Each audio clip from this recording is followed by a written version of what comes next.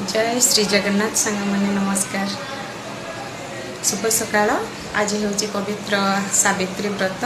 तो सधवा नारी गोटे सार्थक जीवन व्रत। तो मु तो हॉस्पिटल अच्छी ए व्रत पाली पारिबिनी, किंतु आपण मानक मो तरफ अनेक अनेक शुभेच्छा और शुभकामना।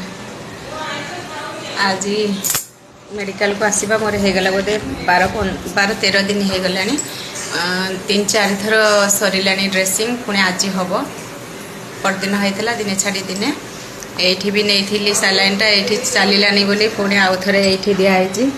तो कष्ट खाली जीवनटा कष्ट मुझे हसी मजाक कटे दूसरी। जदि भल लगुव वीडियो तो लाइक कमेंट शेयर निश्चय करें।